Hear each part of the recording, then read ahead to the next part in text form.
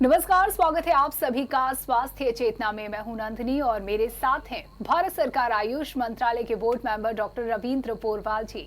Doctor साहब, बहुत बहुत स्वागत है आपका। कैसे हैं आप? बहुत अच्छा हूँ नंदिनी जी, बहुत अच्छा। देखिए, हम सभी ये चाहते हैं कि हम अच्छे बने रहें। कोई हमसे हालचाल पूछे तो हम यही कह सके कि हम बहुत अच्छे हैं, लेकिन इसके लिए ज़रूरी होता है अपना ख्याल रखना। और ख्याल रखने के साथ साथ ज़रूरी ये भी होता है कि आप अपनों का भी ख्याल रखें, अपने परिवार का और अपने आसपास वालों का भी ख्याल रखें। और इसके लिए ये भी ज़रूरी हो जाता है कि कैसे अपना ख्याल रखना है, ये जानकारी भी आपको हो। और इसी क्रम में आज एक खास विषय लेकर के आए हैं, क्योंकि इस वक्त चारों ओर योग की धूम मची हुई है। योग माह मना रहे हैं और इसी बार 21 जून को आपको बता दें कि योग दिवस मनाया जाएगा।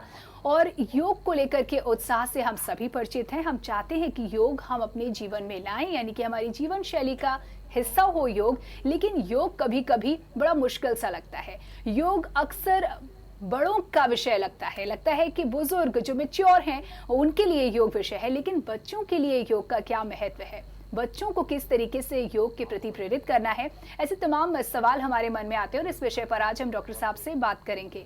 तो डॉक्टर साहब, जिस तरीके से विषय से हमने अवगत कराया अपने दर्शकों को भी, और आज हम आपसे जानना चाहते हैं कि बच्चों के लिए भी योग क्या उतना ही आवश्यक है जितना बड़ों के लिए महत्वपूर्ण या फायदेमंद माना जाता है? नंदिनी जी, योग केवल मानव मात्र के लिए ही नहीं जी, इस सृष्टि में जितने भी जीवधारी हैं सबके लिए हितकारी और लाभकारी है।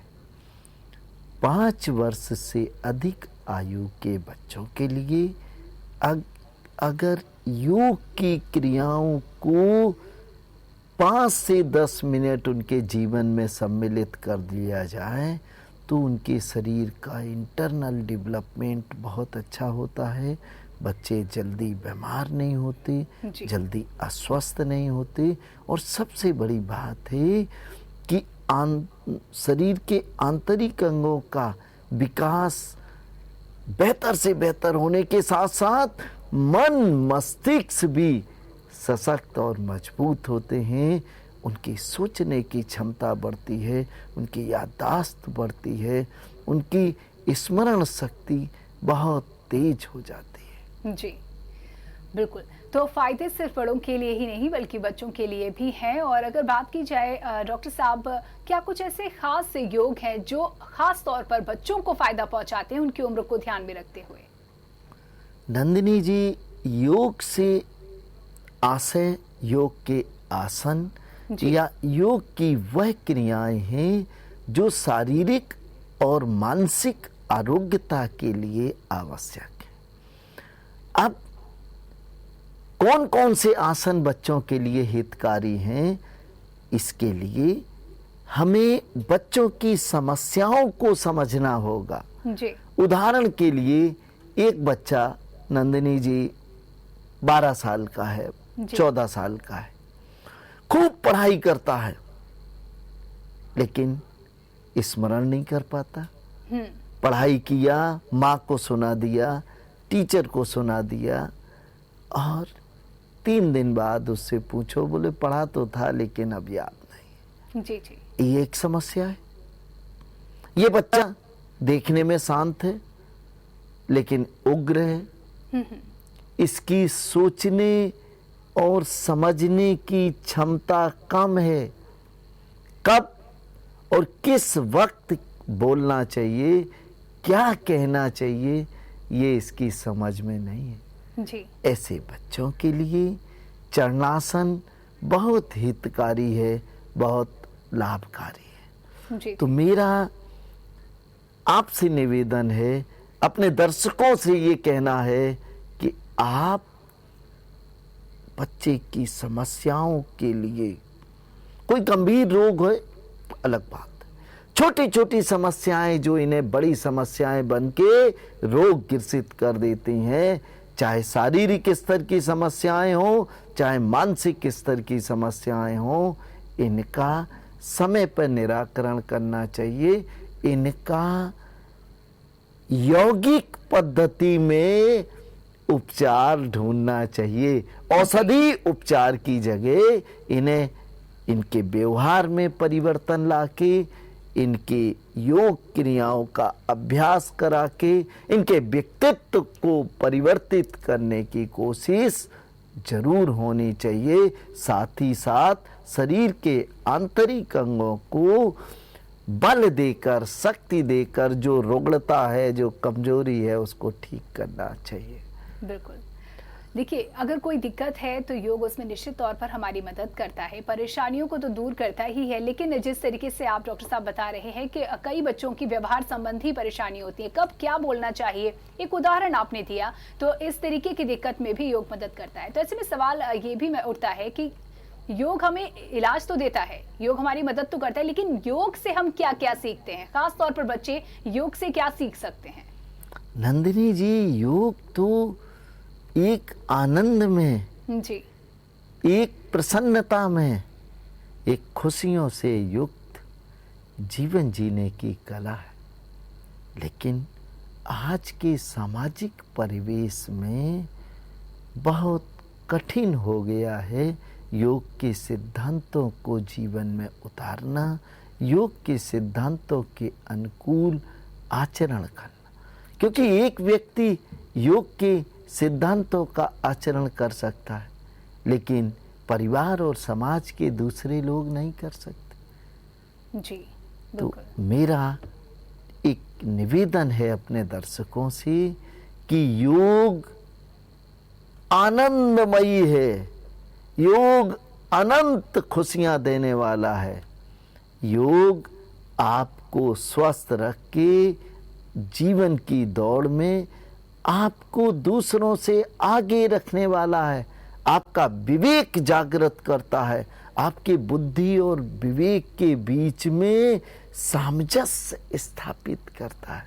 और जिसका बुद्धि और विवेक के बीच में सामंजस्य स्थापित हो गया, वो संघर्ष करते हुए भी जीवन की ऊंचाइयों पर पहुंचता है, वो जीवन की उस लक्ष्य को पा लेता है जो उसका उद्देश्य होता है। जी, डॉक्टर साहब, हम आपसे ये भी जानना चाहते हैं कि एक अगर छात्र की ही बात की जाए या एक बच्चे की बात की जाए, अगर वो शुरू से योग कर रहा है, यानी कि बचपन से योग की प्रैक्टिस कर रहा है, ऐसे में उस छात्र में, उस बच्चे में और एक सामान्य बच्चे में कितना फर्क करीब पाया जा सकता है? किस किस तरीके का फर्क होने वाला है? नंदिनी जी, योग की शरण में आने वाले बच्चे की जल्दी जल्दी बीमारी नहीं होगी, कोई बड़ी बीमारी उसको छू भी नहीं सकती। मानसिक स्तर पर ये बच्चा दूसरे बच्चों से बेहतर होगा, स्मरण शक्ति होगी, अच्छा होगा।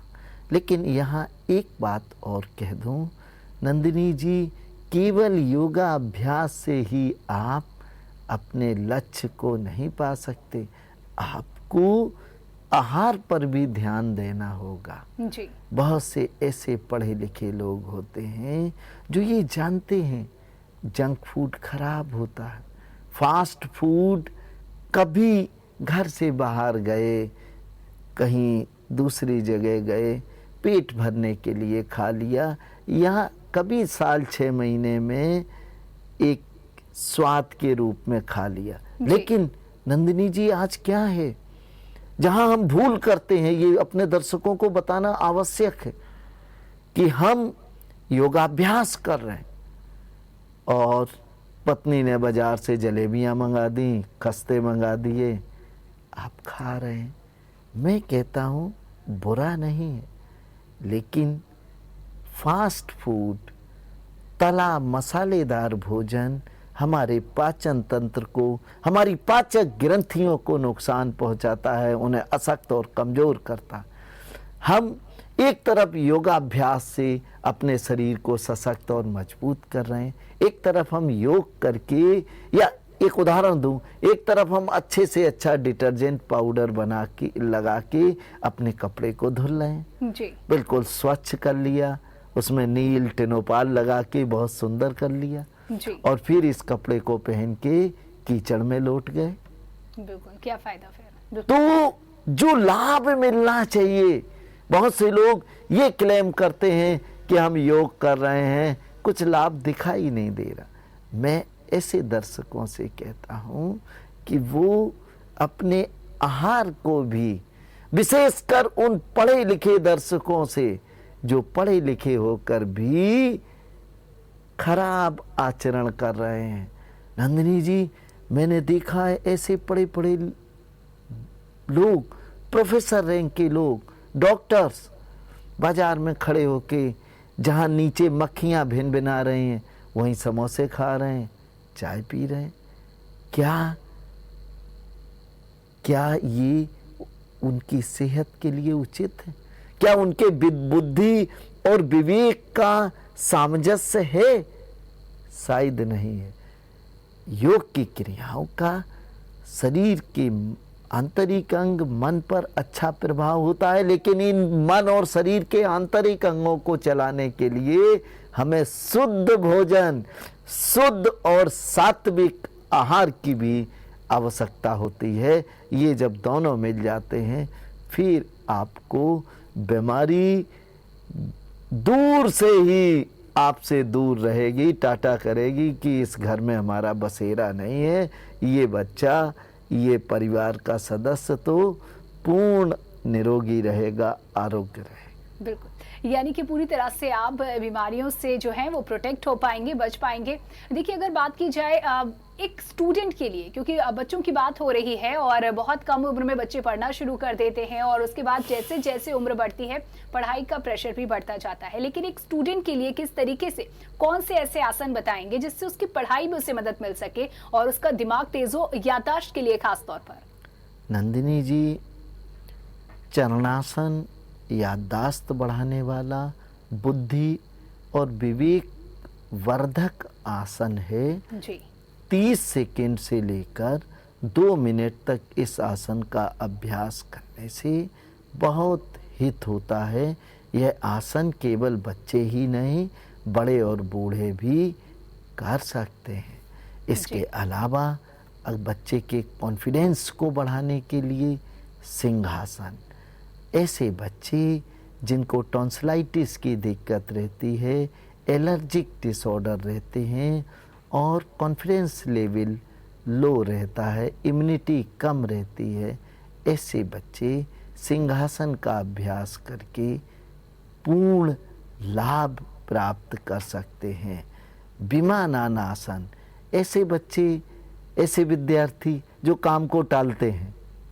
माँ ने कहा बाजार से चीनी ले आओ, बोले अभी लाता हूँ, जी जी। अभी मैं शाम हो गई। टीचर ने कहा केमिस्ट्री पढ़ना है, बोले अभी पढ़ता हूँ, 2 दिन हो गए। मन वो संतुष्ट हो जाते, अभी पढ़ता हूँ, थोड़ी देर बाद ये सीरियल देख लूँ, व्हाट्सएप चला दूँ, फेसबुक चला लूँ। ऐसे लोग जो काम को टालते हैं, वक्त पर नहीं करते, ये बहुत दुख भोग करते हैं जीवन में।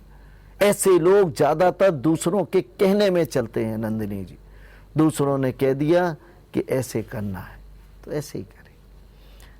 एक आसन, विमानान आसन, ऐसे लोगों के लिए अमृत सदृश लाभकारी है, अमृत सदृश।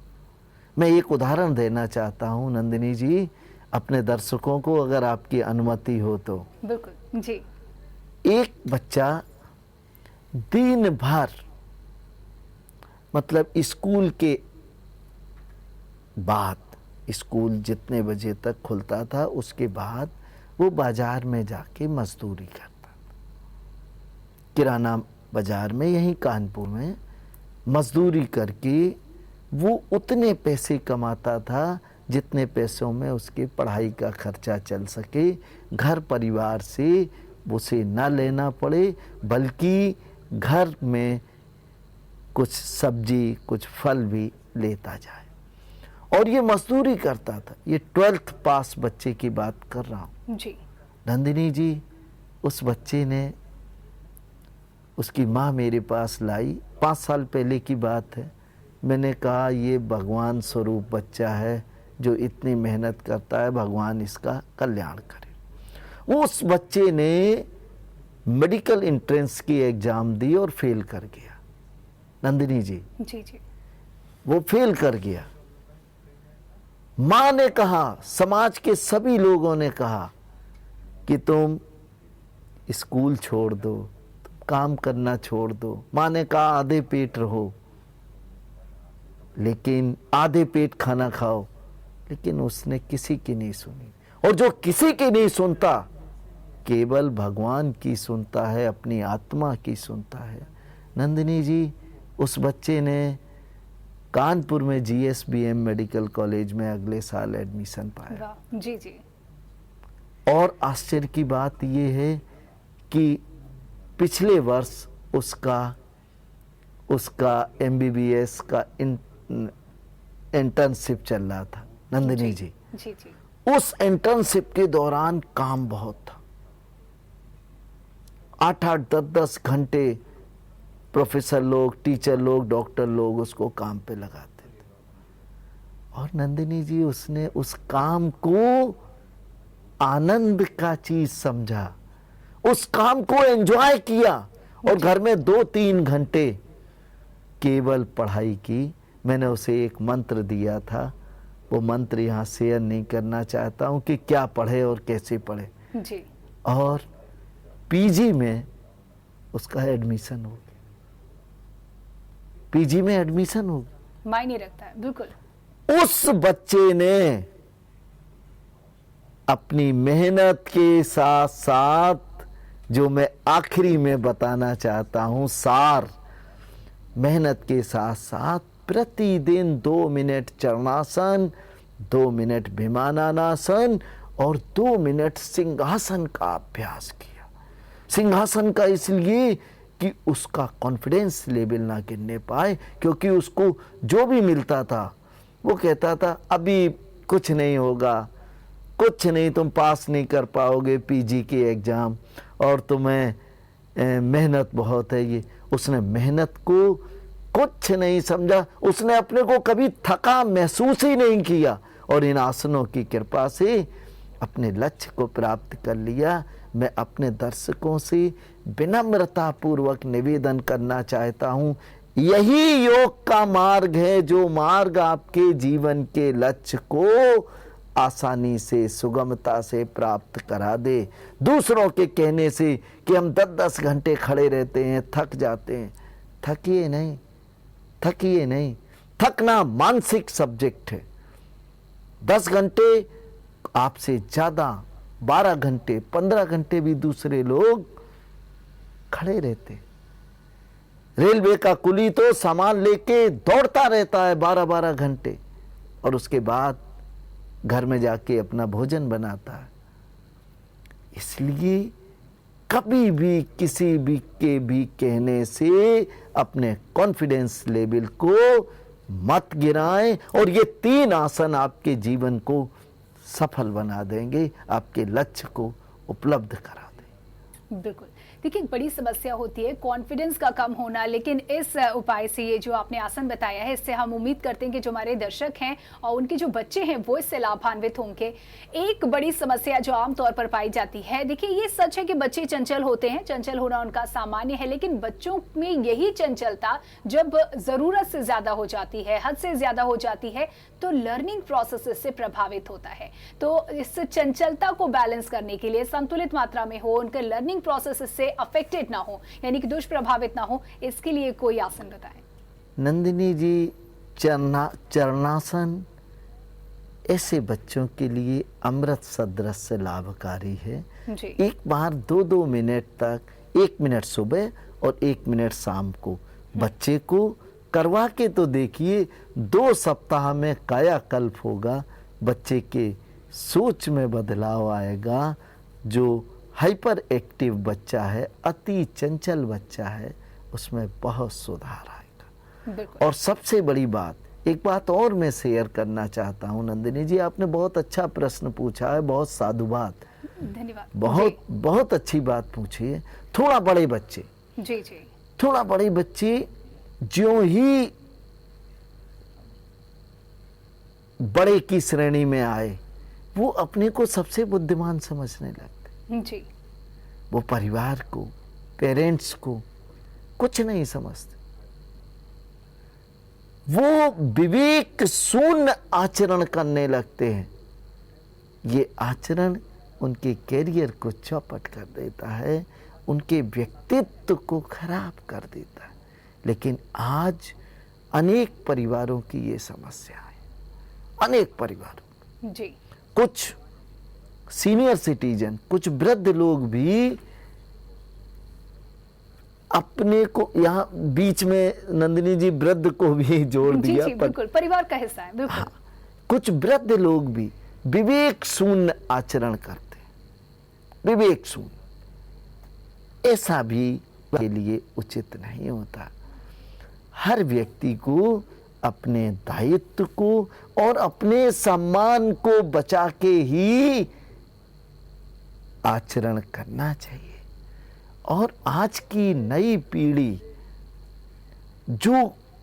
जिसको आपने काबिल बनाया है, वही तो काबिल पीढ़ी आपको बता रही कि हम काबिल हैं। तो जो सीनियर सिटीजन हैं उन्हें भी इस बात का ध्यान देना चाहिए कि कुम्हार की तरह आपने मेहनत करके इस बच्चे को काबिल बनाया है, इसको अपने से ज़्यादा काबिल बनाया है, तो फिर उसकी बात को सुनो और समझो। तभी परिवार में प्रसन्नता रह सकती है, क्योंकि बच्चों में आजकल विवेक और बुद्धि का जो तारतम्य होता है वो टूट गया है। बिल्कुल, बहुत ही महत्वपूर्ण जानकारी आप दे रहे हैं और बहुत ही सुंदर विषय है। चर्चा जारी रहेगी, लेकिन फिलहाल यहाँ रुकना होगा एक छोटे से ब्रेक के लिए। जल्द लौटेंगे, कहीं मत जाइएगा।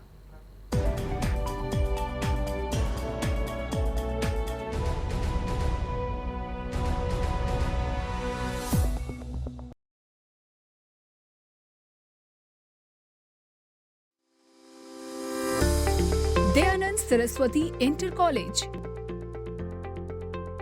Admissions open. विगत कई वर्षों से क्वालिटी एजुकेशन देने वाला शुक्लागंज का अनुभवी स्कूल, जहां आपके बच्चों को मिलते हैं अंग्रेजी बोली का अभ्यास, पीजी कक्षाओं हेतु खिलौने, झूले व विशेष पाठ्यक्रम, अनुभवी अध्यापिकाएं, आधुनिक प्रयोगशालाएं, बच्चों को लाने व ले जाने के लिए आया रिक्शा एवं बस की व्यवस्था। दयानंद सरस्वती इंटर कॉलेज, श्रीनगर, पौनी रोड, शुक्लागंज, उन्नाव। कब्ज, गैस, पेट का भारीपन दूर करे। टेक्नोफार्म की कैस्टोफिन टैबलेट व चूर्ण कब्ज भगाए। कैस्टोफिन टैबलेट व चूर्ण कैस्टोफिन। यूपी में ब्राइडल क्वालिटी और लेटेस्ट वैरायटी देने के बाद अब अंकित साड़ीज लाए हैं लेडीज वेयर के साथ मेंस वेयर की शानदार range, ethnic wear, Indo western sherwani, designer कुर्ते, सूटिंग शर्टिंग। उत्सव आपका, कलेक्शन हमारा। अंकित साड़ीज आएं और अपने उत्सवों के लिए संपूर्ण रेंज पाएं, वो भी होलसेल रेट में। वेडिंग के latest collection, bridal lehenga, gown, party wear saris, salwar suit. Ankit saris, P road, Generalganj, Kanpur. नई branch 255 Panki road, Kalyanpur. Dhanvantari super speciality hospital दक्षिण कानपुर का एकमात्र super speciality hospital, CGHS, QCI और NABH द्वारा प्रमाणित। दक्षिण कानपुर में सभी तरह के विशेषज्ञों से सुसज्जित एकमात्र super speciality OPD, round the clock critical care expert द्वारा कवरेज एवं अत्याधुनिक मशीनों से लैस ICU। कानपुर के एकमात्र विश्व स्तरीय super speciality fully SS modular OT, सभी प्रकार के कैंसर का विश्व स्तरीय इलाज। पारुल यूनिवर्सिटी के प्लेसमेंट्स का कोई रिप्लेसमेंट नहीं, इसलिए टॉप कंपनीज की फर्स्ट चॉइस आप तो समझ ही गए होंगे। Join Parul university, Vadodara, Gujarat. एक बात तो साफ है, अगर NAC A++ है तो बेस्ट है। Join Parul university, Vadodara, Gujarat. London bridge fun fair आते ही लंदन जैसी फीलिंग मन में आ जाए। लंदन ब्रिज फन फेयर आते ही कानपुर के लोगों को राजस्थानी चाट, मुंबई की भेड़।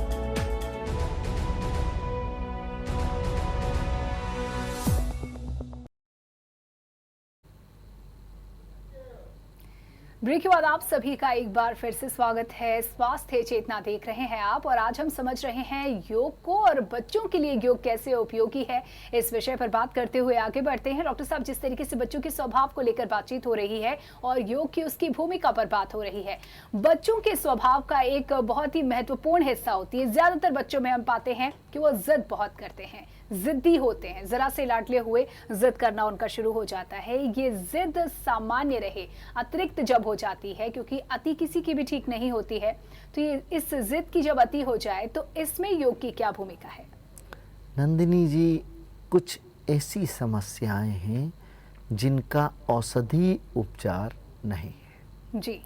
और ये समस्याएं परिवार के सदस्यों की देन होती हैं। स्कूल में जो बच्चे साथ में पढ़ते हैं उनके साथियों की देन होती है। बच्चा ये जिद करना बच्चा स्कूल से और घर परिवार से सीखता है।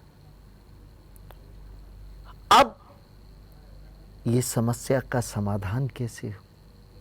इसमें केवल योग की भूमिका नहीं है, इसमें भूमिका माँ की, इसमें भूमिका परिवार के लोगों की है।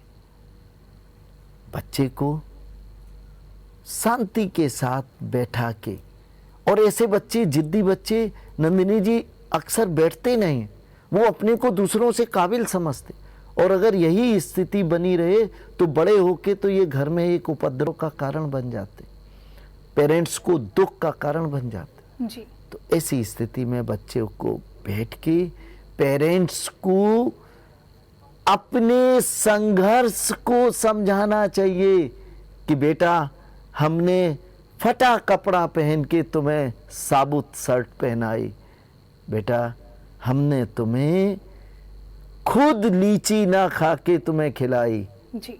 और तुम्हें काबिल बनाया, तुम्हें योग्य बनाया, तुम्हें बना रहे हैं। हमारा सपना है कि तुम डॉक्टर बनो, इंजीनियर बनो, आईएएस बनो, आईपीएस बनो। इसलिए आपको पढ़ना है, आपको जिद में अपनी कैलोरीज खर्च नहीं करनी है, आपको लड़के कैलोरीज को खर्च नहीं करनी है, कैलोरीज को पॉजिटिव डायरेक्शन में खर्च करना है। पहला चीज ये समझाना है, काउंसलिंग करना है, और इस काउंसलिंग का असर महीनों तक बच्चे के ऊपर हो, उसके लिए योग का आसन चाहिए। बुद्धि शक्ति विकासक की क्रिया, विवेक शक्ति विकासक की क्रिया, और मेधा शक्ति विकासक की क्रिया, ये तीन क्रियाएं 30-30 सेकंड जिद्दी बच्चों से, हठी बच्चों से, और विशेषकर ऐसी जिद जो मूल्यहीन हो, जो परिवार के लिए नुकसानदायक हो।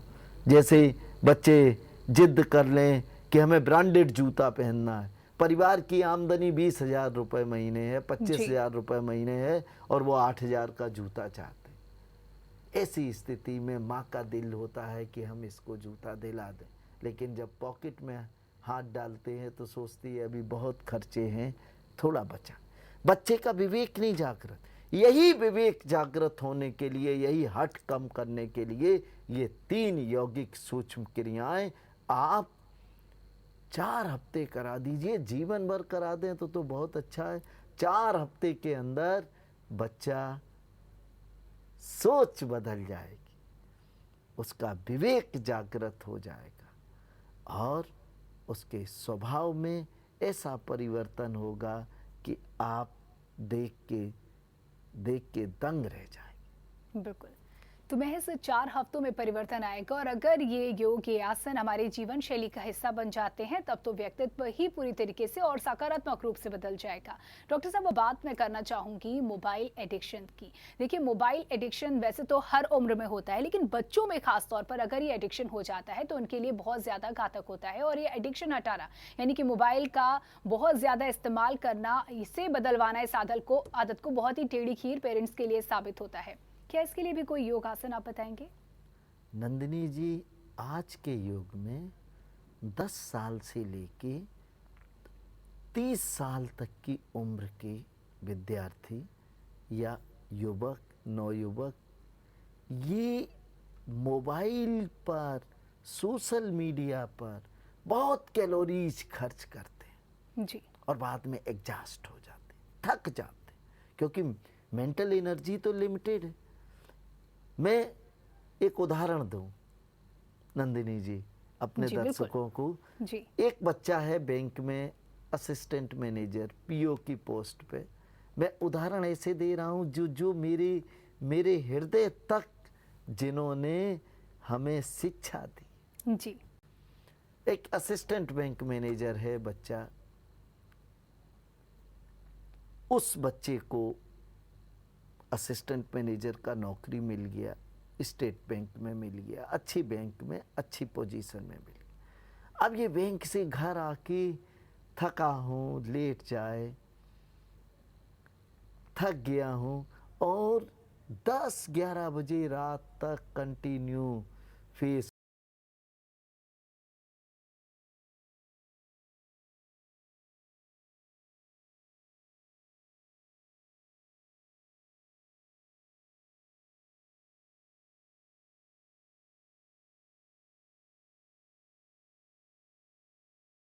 लंदन ब्रिज फन फेयर आते ही लंदन जैसी फीलिंग मन में आ जाए। लंदन ब्रिज फन फेयर आते ही कानपुर के लोगों को राजस्थानी चाट, मुंबई की भेलपूरी, गुजरात का चना जोर गरम, मेरठ की चाट और गोवा का शेक एक ही जगह खाने पीने को मिलेगा। कानपुर में सिर्फ एक ऐसी जगह है,